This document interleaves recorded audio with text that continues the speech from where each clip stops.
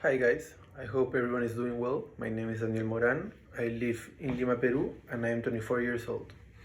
I will be graduating from USF in May as a global business student, and I'm looking forward to what may come next.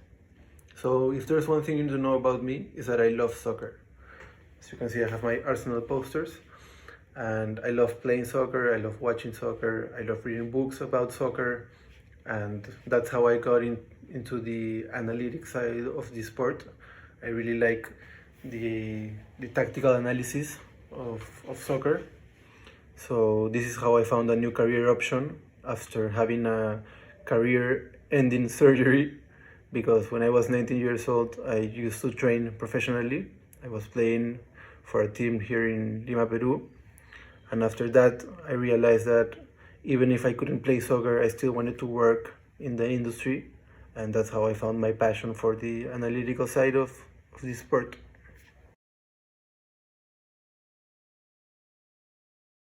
The first thing I learned about creativity is that it means so much more than simply being an artist, and that we can create whenever we want, no matter what the circumstances are. Even so, the different difficult environments we encounter can actually enhance that creativity and lead to something great or memorable.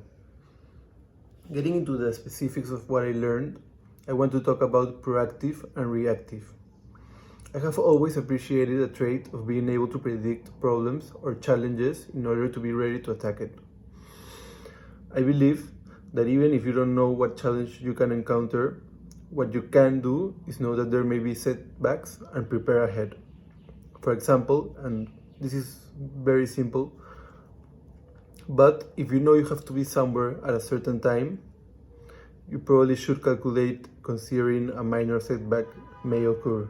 This means that if you have to be somewhere at a certain time and it takes you half an hour, you probably try to leave 40 minutes earlier, because you don't know what may happen. There can be an accident, there can be, I don't know, but like you calculate so that then you prevent the consequences of being late, or avoid the consequences of being late.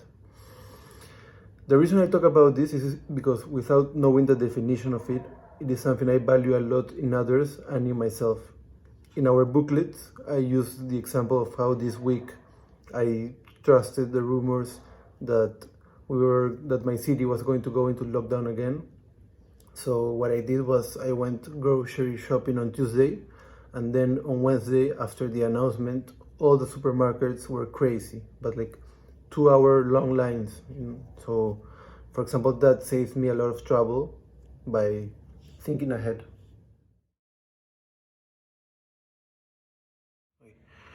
So what I learned about my creative self was that it is reflected by the way I handle my everyday problems.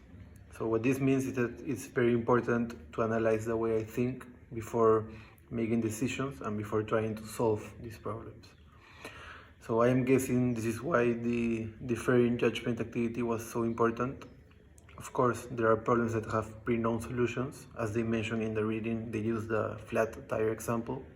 Just this week, I had to change the light bulbs in my room.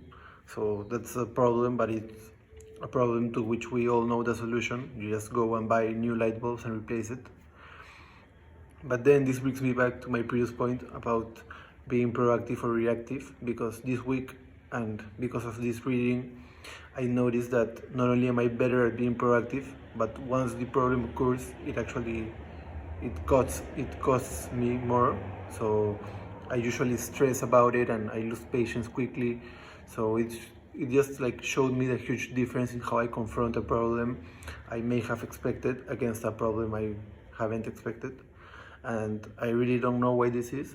I know I am considered a somewhat impatient person, but it made me focus a lot on this and try to understand maybe like why is it that when I come against an unexpected problem, it is so hard for me to confront it.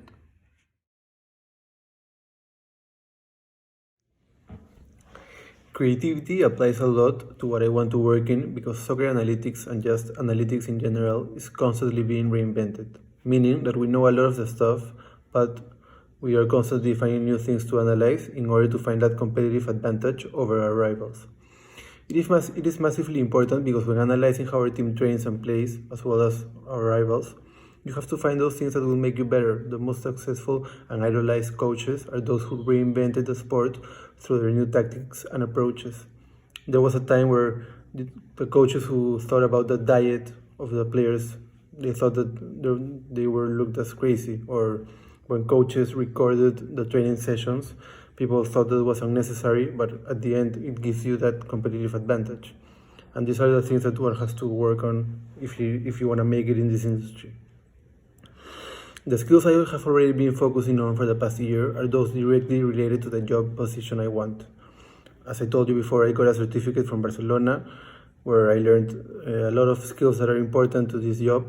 I learned about the technological implementation of tactical analysis in soccer. I learned about analyzing our rivals, analyzing our own team, analyzing individual players, individual rival players, what to analyze before the game, during the game, after the game.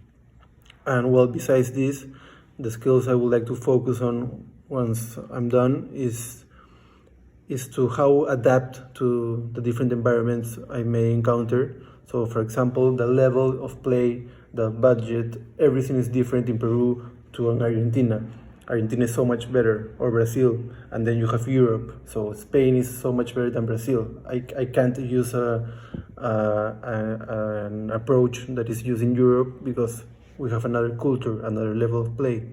So yeah, at the end of the day, the best thing I can do is find a job in this country and get the experience I have and I need that I won't find in any other course.